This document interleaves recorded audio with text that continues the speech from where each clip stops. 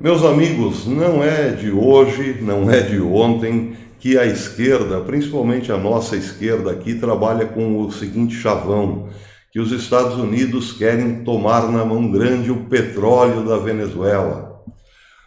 Uma longa matéria de Moscow Times revela exatamente qual é o interesse dos Estados Unidos em relação à Venezuela e não tem nada a ver com o que fala a esquerda. Pelo contrário, quem quer, ou melhor, quem está com a mão no petróleo da Venezuela há muitos anos é a Rússia.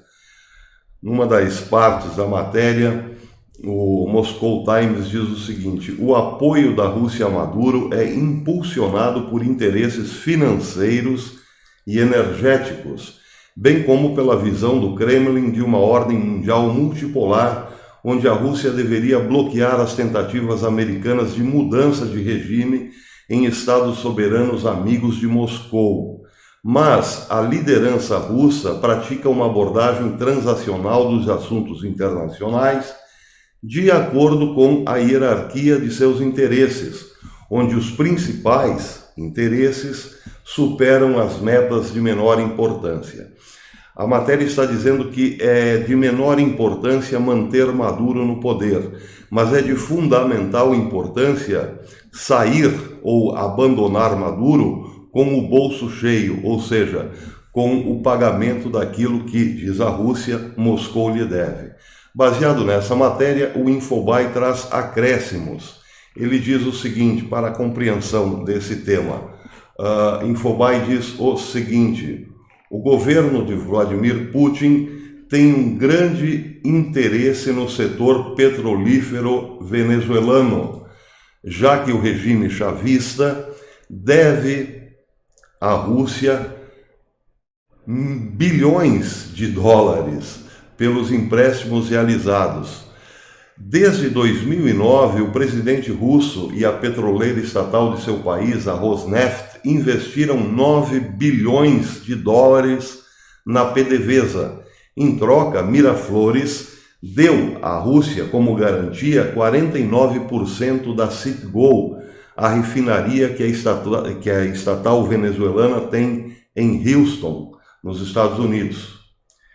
Como não tem pago, a Rússia quer sair dessa negociação com 100% da refinaria, lá no Texas. Então, vejam que o que realmente sustenta o apoio de Vladimir Putin ao governo de Maduro, ao regime ditatorial de Maduro, é a dívida.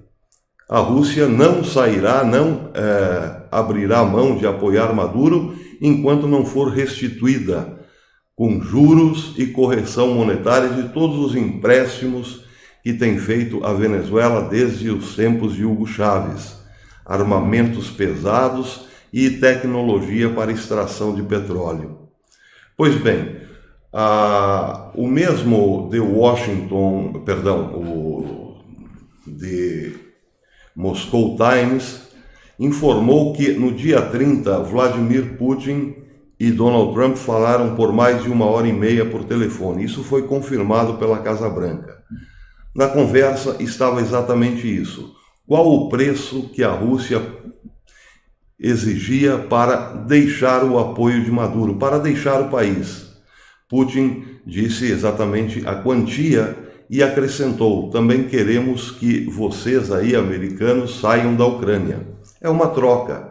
Na verdade, Putin fez a exigência de uma troca, sugeriu a troca da Venezuela pela Ucrânia, porque é de maior interesse seu, desde que saia com o bolso cheio de todo o investimento que fez na Venezuela nesses últimos anos.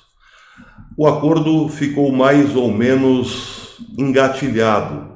Não se disse nem que sim, nem que não. Pelo contrário, há muita desconfiança dos dois lados, havia principalmente naquele momento, e não era seguro, não era viável para ambas as partes acertarem um acordo. Mas, por outro lado, ficou em aberto, essa possibilidade está em aberto.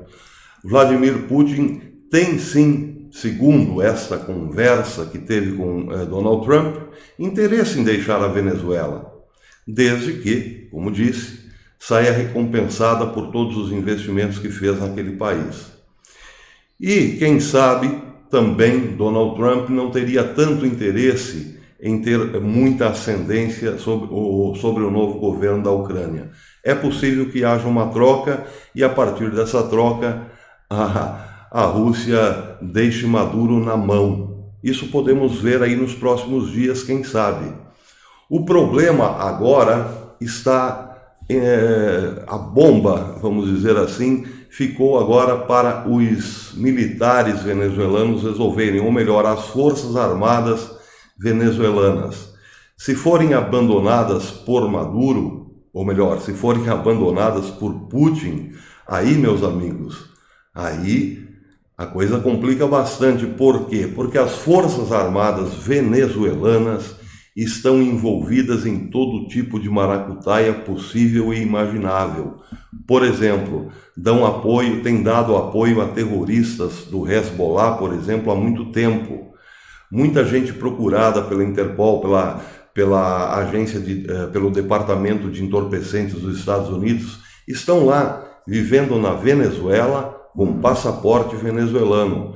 Iranianos ligados também a outros grupos terroristas vivem escondidos hoje na Venezuela sob proteção das forças militares, das forças armadas, com passaporte venezuelano. Sem falar, evidentemente, na liderança mundial hoje do tráfico de entorpecentes, envolvendo o chamado cartel, o cartel dos sóis, de tubarões das Forças Armadas, né? Como se tem noticiado já há muito tempo. Tem gente graúda das Forças Armadas mandando no tráfico de drogas há muito tempo, tanto para a Europa quanto para os Estados Unidos. Sem o apoio de Putin, tudo isso ficará exposto ao juízo da comunidade internacional. E aí, evidentemente, o governo cai, mas não será uma queda tranquila. Bem, mas não podemos adiantar, não podemos sequer dizer se haverá um acordo entre Putin e Donald Trump em relação à Venezuela. É possível que sim. O fato é que lá na Venezuela hoje, Maduro não dorme tranquilo. Dizem que ele desconfia até da sombra. E os militares que o cercam, muito menos. É possível que haja um golpe de Estado lá antes mesmo da Rússia deixar o país. Pode ser que Maduro seja derrubado, arquivos sejam queimados para que depois, enfim, essa gente acabe saindo de cena pela tangente. Tudo isso é especulação, mas que existe algo aí por trás dos panos, uma negociação entre Estados Unidos e Rússia, existe. Pelo menos um pontapé inicial já foi dado. Graças a Deus, eu não sou Nicolás Maduro. Não queria estar na pele desse sujeito, mas também, graças a Deus, não sou nenhum militar venezuelano.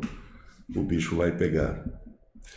Um recado, pessoal, eu desde ontem estou com uma gripe fortíssima, não tenho respondido aos comentários dos amigos. Quero ver se hoje coloco a coisa em dia. E respondo, quem sabe à tarde até façamos uma live aí sobre os últimos acontecimentos. Até depois.